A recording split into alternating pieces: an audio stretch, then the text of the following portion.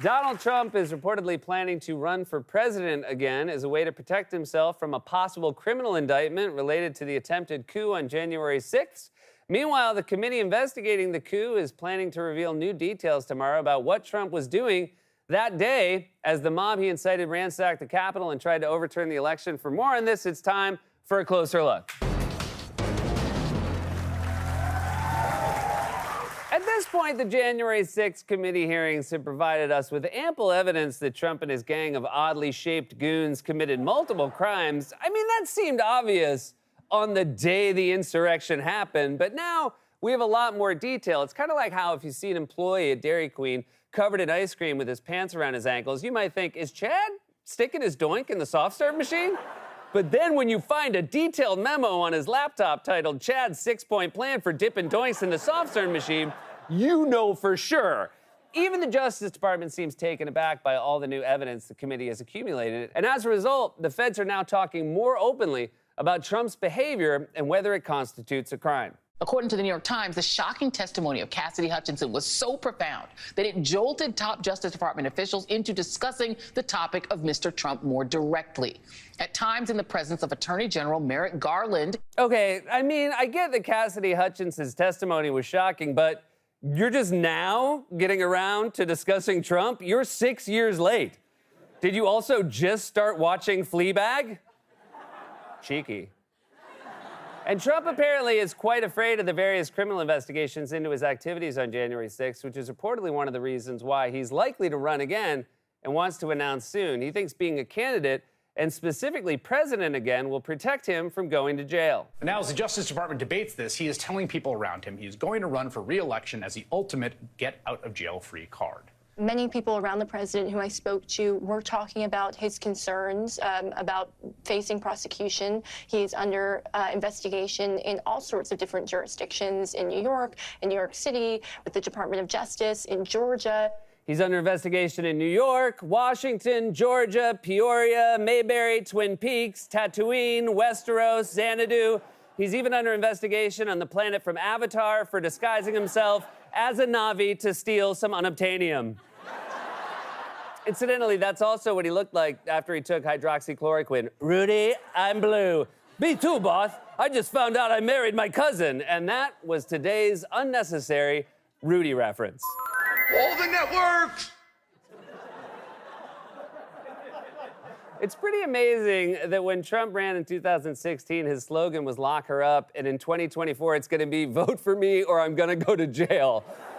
I, for one, don't think Trump needs another get-out-of-jail-free card. His whole life has been a get-out-of-jail-free card. I'm pretty sure Trump could park his golf cart in the middle of the BQE during rush hour, and the cops would just set up orange cones around him. Meanwhile, I park my car in a fire lane for a minute just to run into a CVS to see if they have the Cliff Bar I like, and when I get back, there are 9 different tickets plastered on my window for stuff like illegal parking, blocking a fire lane, impeding an emergency vehicle, and one that just says, having a big mouth, you smartass. So Trump's plan apparently is to run for president again because he thinks that will protect him from being indicted by any of the various legal entities investigating him. And Trump knows he's the one on the hot seat because, to state the obvious, none of this would have happened without him. All the various crimes documented by the committee flow from him. He's the kingpin. Even if one of his cronies broke the law at his direction, that implicates him too. I mean, it's not like these random dudes just got together and hatched a plan for a coup without him. It wasn't a surprise birthday party. There wasn't a magician there. And if there was, Trump would have tried to rope the magician into the coup too. Oh, look, there's a quarter behind your ear. That's fantastic. Now make Mike Pence disappear. Trump got this gang of criminal goons together himself, and for the express purpose of formulating a plan to overturn the election and stage a coup, a plan which, at this point, has been documented in painstaking detail by the committee. Throughout all these hearings, they have been incredibly consistent and rigorous about how the ultimate culpability for that dark day and what led up to it rests with Donald Trump. About how it was he that plucked out these seemingly random people, from a former federal prosecutor turned conspiracy theory promoter Sidney Powell to, well, the right-wing pillow-selling dude, to a random underling in environmental law, the Department of Justice, Jeffrey Clark, to another random right-wing law professor who became the author of the infamous coup memo, John Eastman. And he put this crew together to try to end American democracy. They didn't all know each other beforehand. It was Trump that got them together. It all flows from one man, Donald Trump. This is the kind of crew you'd put together for Ocean's 11 if the goal was to get caught. We couldn't find an explosive expert, but this guy says he knows pillows. Hey, good news! Every so often, one of my pillows does spontaneously combust. Although I will say, contrary to that clip, I do feel like there is a chance these four had already met each other in advance. I mean, weirdos find other weirdos. Once normal people don't want to spend time with you, your friend options are pretty limited. I mean, remember Sidney Powell from her January 6th deposition last week, repeating insane conspiracy theories and chugging Diet Dr. Pepper? In the short period of time that you had with the president, did he seem receptive to the presentation that you were making? He was very interested in hearing particularly about the CISA finding and the terms of 13848 that apparently nobody else had bothered to inform him of. Regular people aren't gonna hang out with that lady. Can you imagine Sidney Powell just like going to a barbecue at her neighbor's house talking about something boring like reseeding your lawn? The reason your lawn is dead is because Hugo Chavez and the CIA teamed up to turn off your sprinklers using Dominion software and Chinese satellites. Now, if you'll excuse me, I'm gonna unhinge my jaw and chug this entire can of Diet Dr. Pepper in one large gulp. That's when the couple hosting the party goes inside, gets into a fight about whose fault it is that she got invited in the first place. I told you not to invite your work friends. I thought I could set her up with Rudy. Excuse me, Miss Powell, that's a lovely soft drink you have there. Any chance I'm related to you? Don't answer. It's spicier if I'm never sure. Sorry, guys, we did another one. America!